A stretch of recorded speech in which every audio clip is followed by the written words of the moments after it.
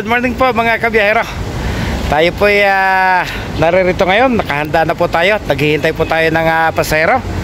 Mag-alas 10 na po ng tanghali. At ang check out po nitong ating mga pasahero ay alas 12 po ng tanghali. So nakahanda na po yung ating mga kasama.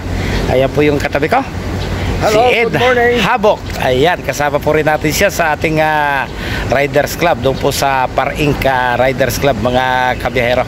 So madalas na po nating may sama sa ating content itong ShareCon, kaya hindi ko na po kinunan yung loob mga kabiyahero.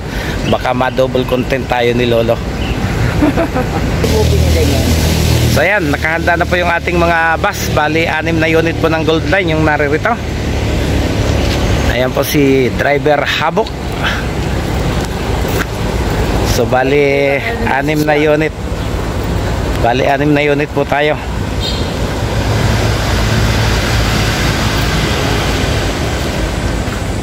Juban! Ayan, si Giovanni naglilinis pa rin po ng kanyang bus. Hello guys, good morning guys. Ayan, si driver Giovanni mga kabiyahero. Kami guys ay naghahanda na. Hahanda na po tayo. Dito po tayo lalabas sa second gate na ito.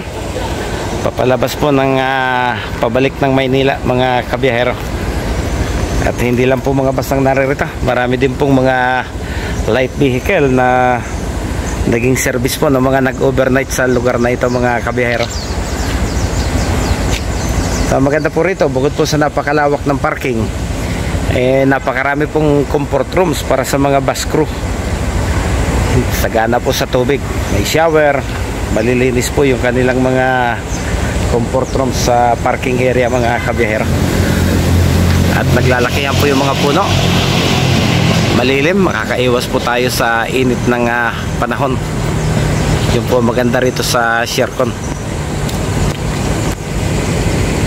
So kadalasan po na nagpupunta rito sa mga sakay po namin ay nagti-team building.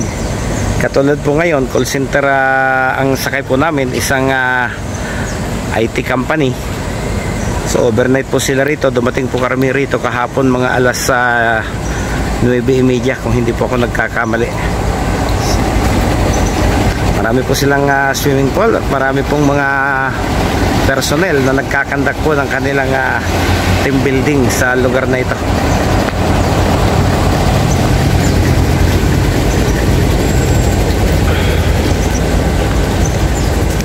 Ito pong ShareCon Resort ay matatagpuan po sa bayan po ng Mataas na Kahoy, dito po sa lalawigan ng Batangas. So madali pong puntahan yung kanilang page kung gusto po kayo mag-inquire. Yung ShareCon Resort mga kabiyahero. Diyan sa hello guys, kumusta naman kayo dyan sa probinsya? Sa asawa ko dyan sa Tagbunga, Bilyaba, Leyte. Ayan. Andito kami ngayon sa ShareCon Resort sa Lipa, Batangas. Yun po ay ang mga sakay namin ay mga call center sa Cybergate Robinson Plaza Pioneer. So, kami po ay maghahanda na para sila po ay umuwi na ngayon. Kahapon pa po kami dumating ng alas 9 ng umaga. Sila po mag-overnight, nag-overnight kagabi. So yun lang guys. Ayan, si driver Giovanni po, kinukumusta yung kanyang pamilya po sa may Palumpon na Leyte. Palumpon o Pambuhan? Palumpon, Bilyaba. Ayan, sa Palumpon, Bilyaba sa Leyte. Kinukumusta po ni Giovanni yung kanyang pamilya. Nasa probinsya po yung kanyang pamilya at dito po siya naghahanap buhay sa Maynila. Isa rin po siya sa coach captain ng Gold Line Tours mga kabiyahero. Ayos, ayos. So ito po ang kasamahan nating driver. Naglilinis pa rin po ng kanyang bus. Hindi pa po siya naliligo. So sa mga taga Team Lintek, tanda nyo po ba ang driver na ito? Ayan, si Roger Loria. Yan po yung ating service tourist bus driver nung pong ating nakaraang reunion mga kabiyahero. Ano next year? Ulitin mo. Saan dyan ba? Ayan, si driver Loria. Anong request mo, Loria? Sana next year ulit, ano? Sana next year ulit. Service ka ulit.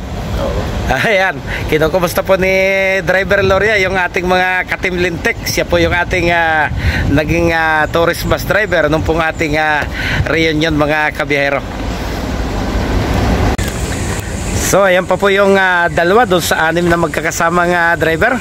Bili kami halo-halo. Ayan, bumili daw po siya ng halo-halo. Dahil sa sobrang init. So ayan, si driver Tumagan po, galing po sa probinsya ng Catanduanes mga kabiyahero. Ayan. At ito naman po, madalas na rin po nating makasama ito, si Driver Billy. Siya po yung kasama natin sa kasalan sa Antipolo nung nakaraan mga kabiyahero. Okay. So bali, 6 po tayong lahat dito.